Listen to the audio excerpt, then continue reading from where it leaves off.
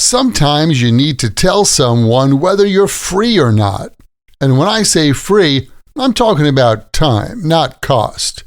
Maybe a coworker wants to set up a meeting. Maybe a friend wants to grab dinner. Maybe someone asks, "Are you available tomorrow?" In situations like these, you don't need to say yes or no.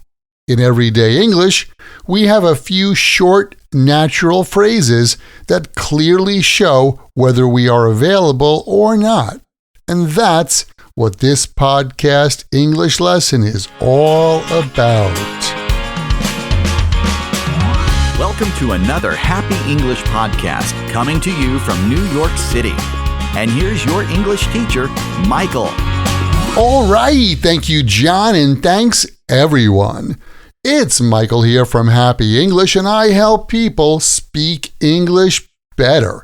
And this is Happy English Podcast, episode 988, talking about schedules and availability in English. Today, we're going to look at 6 very natural phrases. 3 you can use when you're available, and 3 you can use when you're not. Let's start with when you are available. The first one is, I'm free. We use I'm free in casual situations to say that we don't have plans at a certain time. Like if a friend texts you and says, "Are you doing anything Friday night?" You might reply, "No, I'm free." Or if a coworker asks, "Can you meet at 3?" You could say, "Yeah, I'm free at 3. I'm free is simple, friendly, and a very common way to say you're available in everyday English. Next is I'm open or I'm wide open. I'm open is often used in work situations or when talking about your schedule more generally. For example, if someone asks, "When are you available next week?" You might say, "Well, I'm open on Tuesday afternoon." That means your schedule is clear. Sometimes you'll hear, "I'm wide open," which is a stronger version. Like if someone says, "Are you busy tomorrow?"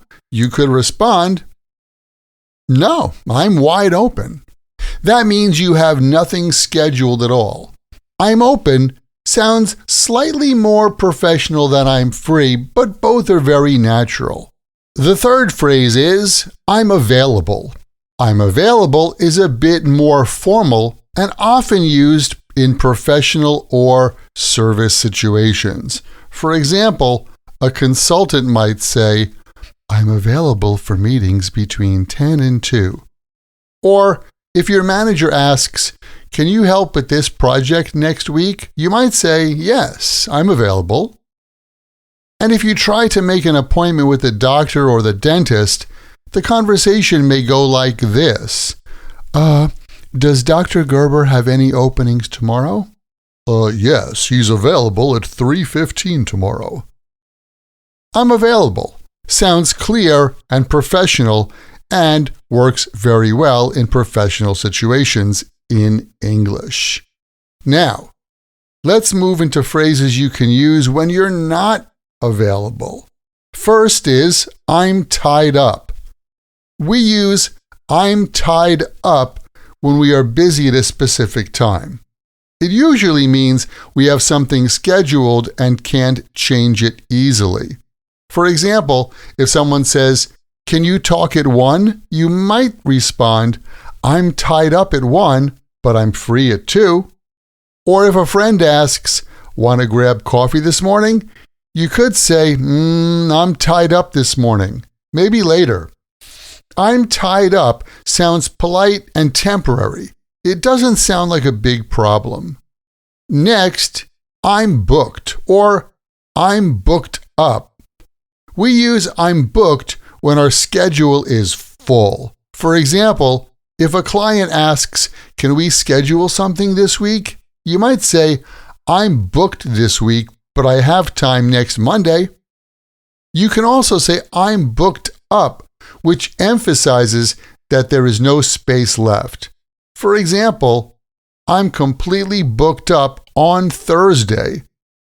This phrase is very common in work and appointment situations, and you'll often hear the word book as a verb when scheduling, like, I booked a tennis lesson on Saturday, or one of my students booked a set of lessons with me. Yeah, I teach one-to-one English lessons too.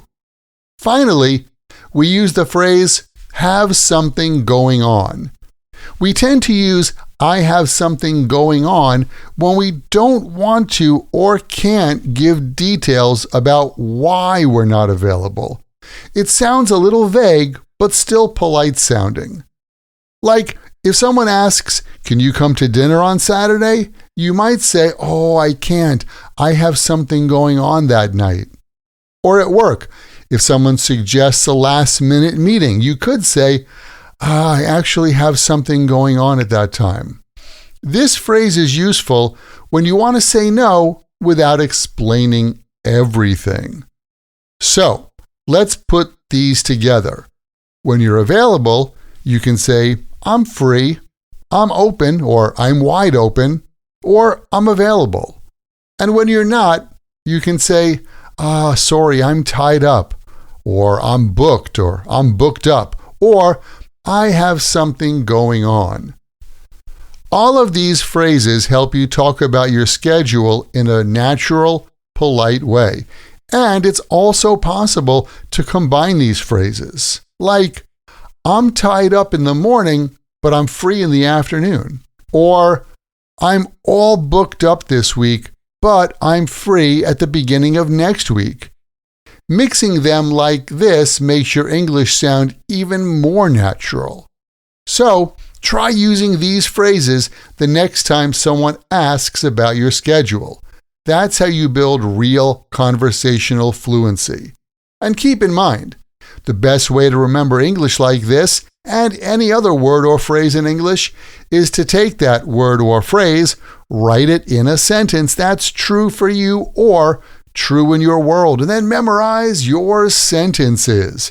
Hey, thanks for listening. And remember, learning another language is not easy, but it's not impossible. And I'm here to help you on your journey.